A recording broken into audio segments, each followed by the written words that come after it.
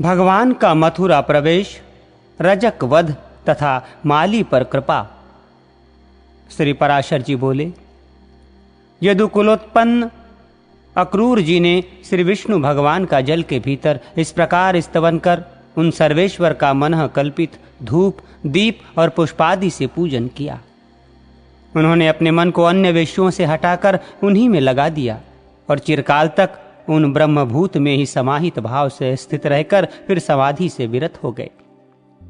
तदनंतर महामती अक्रूर जी अपने को कृतकृत्य सा मानते हुए यमुना जल से निकलकर फिर रथ के पास चले आए। वहां आकर उन्होंने आश्चर्य युक्त नेत्रों से राम और कृष्ण को पूर्ववत रथ में बैठे देखा। उस समय श्री कृष्णचंद्र ने अक्रूर जी से कहा।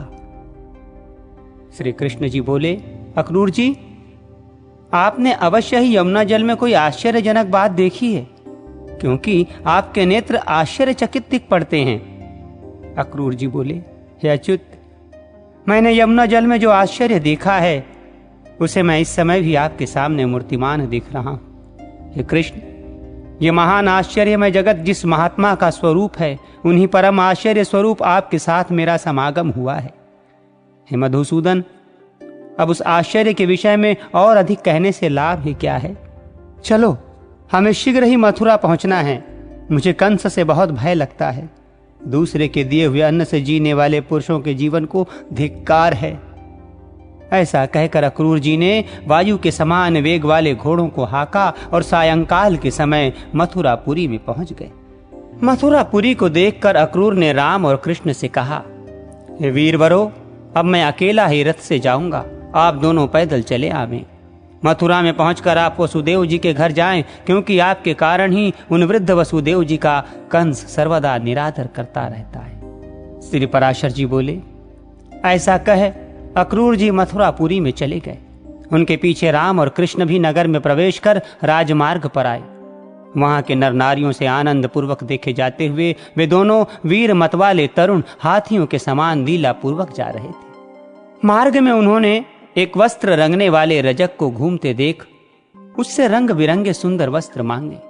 वो रजक कंस का था और राजा के मुहलगा होने के कारण बड़ा घमंडी हो गया था। अतः राम और कृष्ण के वस्त्र मांगने पर उसने विस्मित होकर उनसे बड़े जोरों के साथ अनेक दुर्वाक्य कहे। तब श्री कृष्ण ने क्रुद्ध होकर अपने करतल के प्रहार से उस दुष्ट रजक का सिर पृथ्वी पर गिरा दिया।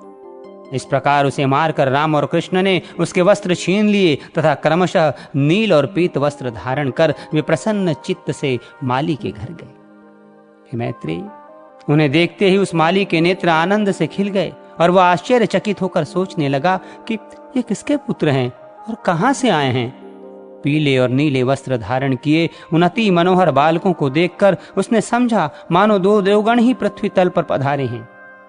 जब उन विकसित मुख कमल नयन बालकों ने उससे पुष्प मांगे तो उसने अपने दोनों हाथ पृथ्वी पर टेक कर सिर से भूमि को स्पर्श किया। फिर उस माली ने कहा, हे नाथ, आप लोग बड़े ही कृपालु हैं जो मेरे घर पधारे। मैं धन्य हूं, क्योंकि आज मैं आपका पूजन कर सकूंगा। तदनंतर उसने, देखिए, ये बहुत सुंदर हैं, ये बहुत सुंदर हैं, इस प्रकार प्रसन्न मुख से लुभा लुभा कर उन्हें इच्छा अनुसार पुष्प दिए। उसने इन दोनों पुष्प श्रेष्ठों को पुनः पुनः प्रणाम कर अति निर्मल और सुगंधित मनोहर पुष्प दिए। तब कृष्णचंद्र ने भी प्रसन्न होकर उस माली को ये वर दिया, हे भद्रे, मेरे आश्रित रहने वाली लक्ष्मी तुझे कभी ना छोड़ेगी। हे सौम्य, तेरे बल और धन का ह्रास कभी ना होगा और जब तक दिन सूर्य की सत्ता रहेगी तब तक तेरी संतान का उच्छेद न होगा। तू भी यावत जीवन नाना प्रकार के भोग भोगता हुआ अंत में मेरी कृपा से मेरा स्मरण करने के कारण दिव्य लोक को प्राप्त होगा। हे भद्र, तेरा मन सर्वदा धर्म परायण रहेगा तथा तेरे वंश में जन्म लेने वालों की आयु दीर्घ होगी। हे महाभाग, जब तक सूर्य रहेगा तब तक तेरे वंश में उत्पन्न हुआ कोई भी व्यक्ति उपसर्ग, आकस्मिक रोग आदि दोषों को प्राप्त न होगा। श्री पराशर जी बोले, हे मुनिश्रेष्ठ, ऐसा कहकर श्री कृष्णचंद्र बलभद्र जी के सहित मालाकार से पूजित हो उसके घर से चल दिए।